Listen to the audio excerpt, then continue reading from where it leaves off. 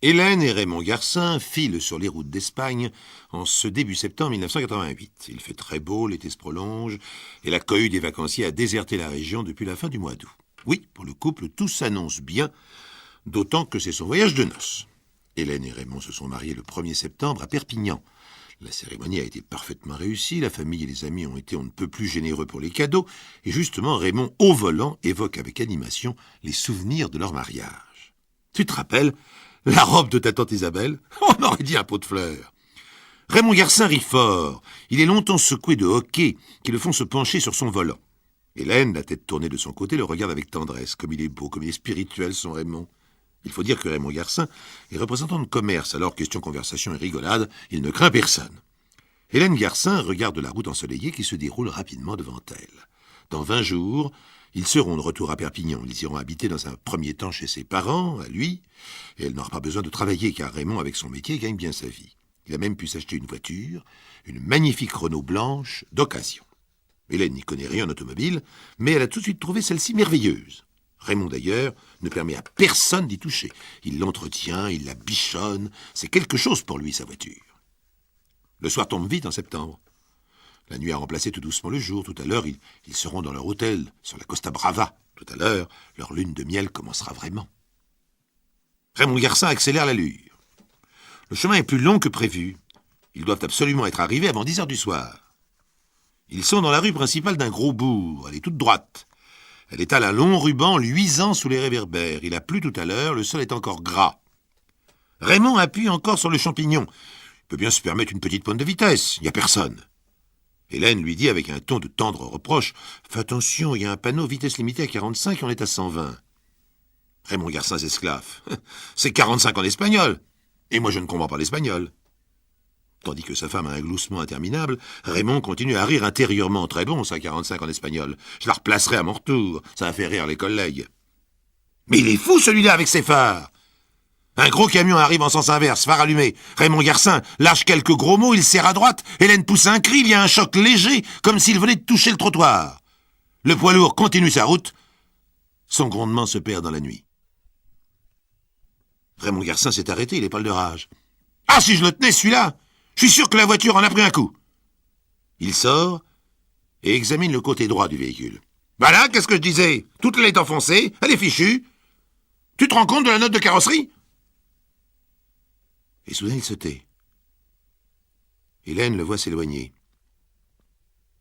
Brusquement, elle sent qu'il se passe quelque chose d'anormal. Elle se met à crier. « Raymond, mon chéri, qu'est-ce qu'il y a? Raymond, ne me laisse pas seul, j'ai peur !» Raymond Garcin, un pas allant, se dirige vers une forme allongée sur la chaussée. Il distingue d'abord un vélo rouge brisé. Une des roues restée en équilibre continue à tourner. À côté, il y a un corps allongé.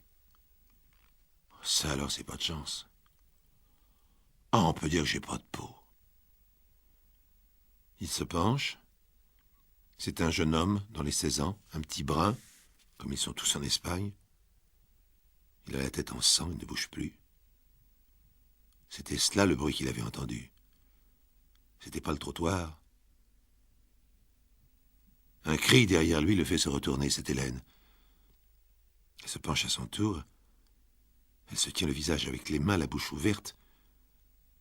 Raymond la prend à témoin. Ah, c'est la faute de l'autre avec ses phares. Je pouvais pas le voir. Et puis j'allais pas si vite. Hélène ne répond pas. Elle murmure comme pour elle-même. Partons. Et puis elle se met à pleurer. Elle est secouée de sanglots convulsifs. Entre ses larmes, elle continue à répéter « Partons, partons, partons vite !» Raymond examine la situation. Il doit faire quelque chose pour Hélène. Oui, c'est ça, il faut revenir à la voiture. Il jette un coup d'œil au cycliste. Il ne bouge toujours pas, il est mort. Il regarde autour de lui, l'avenue est déserte. Depuis l'accident, aucune voiture n'est passée. À l'endroit où il se trouve, il n'y a pas d'habitation, seulement des bâtiments industriels fermés. Personne n'a rien vu. Alors pourquoi hésiter? L'accident n'est pas de sa faute, il n'y est pour rien. Cette histoire, ça regarde les Espagnols. Qu'ils se débrouillent entre eux. Raymond Garcin entraîne sa femme, l'installe sur le siège arrière, saute au volant et démarre sur les chapeaux de roue. Il embraye, première, seconde, troisième. Quand même, on dira ce qu'on voudra. Sa voiture a de sacrées reprises, hein. Et bientôt, il est revenu à 120. Sa vitesse de croisière. Derrière, très loin derrière, la roue du vélo rouge s'est arrêtée, tandis qu'un long filet rouge également coule sur la chaussée mouillée. Septembre 88. Dans leur hôtel sur la Costa Brava, Raymond et Hélène Garcin se livrent aux joies de la gastronomie. Même si de temps en temps Raymond critique de manière plaisante la cuisine espagnole, le jeune couple fait honneur au repas. C'est que les baignades, forcément, ça creuse. Et puis des jeunes mariés, n'est-ce pas? Faut comprendre. Les hôteliers comprennent fort bien et les servent avec des mines attendries. Vraiment, ça fait plaisir d'avoir des clients comme eux, toujours de bonne humeur, toujours à rire à propos de tout et de rien. Le monsieur, surtout. Tous les deux, ils sont vraiment resplendissants de santé. Hélène a mis toute une journée pour se remettre du choc de l'accident. Mais son mari a trouvé les mots qu'il fallait pour lui redonner le moral. Il faut oublier tout cela, chérie. Nous sommes en voyage de noces. Ce qui compte, c'est nous. Ne pensons qu'à nous. Il a ajouté avec un air contrarié, « Le seul ennui, c'est qu'il va falloir renoncer à la voiture pendant notre séjour. Il n'y a pas eu de témoin, bien entendu, mais on ne sait jamais. Pas question de faire réparer dans un garage espagnol. Pas question non plus de rouler avec une aile enfoncée. C'est trop repérable. » Mais il a conclu avec un sourire enjoué, « Ça ne fait rien, chérie, comme ça, nous ferons un peu de marche à pied. » Leur lune de miel se poursuit donc sur cette plage tranquille de la Costa Brava, à demi-déserte en ce mois de septembre. Mais les meilleures choses ont une fin, et il faut bien rentrer. Le 20 septembre, monsieur et madame Garcin reprennent leur Renault blanche et le chemin de la France. À vive allure, ils roulent vers la frontière. Raymond a évité de reprendre la même route qu'elle allait. C'est par délicatesse vis-à-vis de sa femme, elle est tellement sensible. Et puis de toute manière, on ne sait jamais, c'est plus prudent. À la frontière, Raymond Garcin laisse éclater sa bonne humeur. Il se tourne vers Hélène. Quand même, on dira ce qu'on voudra, ça fait du bien de revenir dans un pays civilisé. En souriant, il tend ses papiers au policier espagnol. Mais celui-ci ne les lui rend pas comme il s'y attendait après y avoir jeté un coup d'œil distrait. Au contraire, il garde à la main et se met à faire le tour du véhicule. Raymond pâlit. Voilà qu'il s'arrête devant l'aile droite et l'examine longuement. Le policier revient vers le conducteur.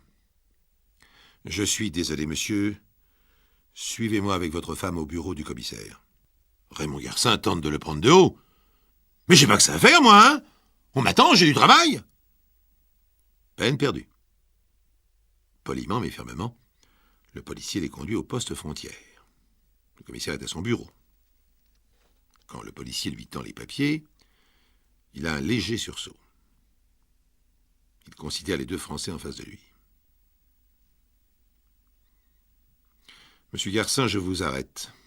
Pour conduite dangereuse, homicide par imprudence et non-assistance à personne en danger. Madame Garcin, je vous arrête pour non-assistance à personne en danger. » Raymond Garcin est redevenu parfaitement maître de lui. Depuis le moment où le policier leur a demandé de les suivre, il a eu tout le temps d'examiner la situation. L'accident n'a pas eu de témoin, il en est sûr. Alors il faut nier carrément, sans hésitation. Les Espagnols doivent arrêter toutes les voitures qui ont un enfoncement à l'aile droite, mais ils n'ont aucune preuve. Il répond sur le ton de la bonne foi outragée, « Mais je ne comprends pas ce que vous voulez dire. C'est cette aile abîmée, sans doute. Nous avons été emboutis sur un parking par un inconnu. Ah, bien sûr, il n'a pas laissé son nom. Ah, si je le tenais, celui-là !» Le commissaire lui lance un regard où Raymond Garcin lit à sa stupeur du mépris et même du dégoût. « Je sais ce que vous pensez, monsieur. L'accident n'a pas eu de témoin. » Eh bien, si, il y en a eu un. Votre victime. Je vais vous dire ce qui s'est passé après que vous l'ayez abandonné sur le trottoir. Il n'est pas mort sur le coup. Environ un quart d'heure après, une voiture s'est arrêtée et l'a recueilli. Il était encore conscient, il a pu dire. Un couple de Français dans une Renault blanche. L'homme et la femme sont sortis de leur voiture. Ils sont venus vers moi, ils se sont penchés, mais ils sont repartis. l'accidenté, est mort peu après son arrivée à l'hôpital. Il avait plusieurs fractures. Mais les médecins sont formels. Aucune n'était mortelle. Il est mort à cause de l'hémorragie. Si on l'avait secouru avant, si vous l'aviez secouru, il serait encore en vie. Raymond Garcin est tout pâle. Hélène s'est pris la tête dans les mains.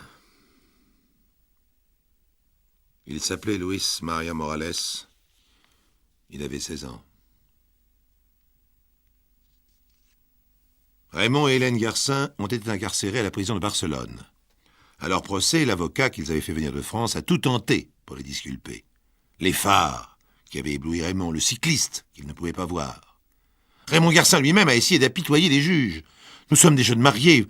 Vous ne pouvez pas nous condamner. Si je ne rentre pas en France, je vais perdre mon emploi. Et que va devenir ma femme? Mais ils ont eu beau faire et beau dire. Rien ne pouvait effacer cette image dans l'esprit des juges. Un homme et une femme se penchant sur le corps ensanglanté d'un adolescent et le laissant là pour continuer à profiter de leur voyage de noces. Raymond Garcin a été condamné à 1 an de prison pour conduite dangereuse et 2 ans de prison pour non-assistance. Hélène Garcin, de son côté, a 2 ans pour le même motif. C'était le maximum de la peine, plus une lourde amende et des dommages et intérêts considérables.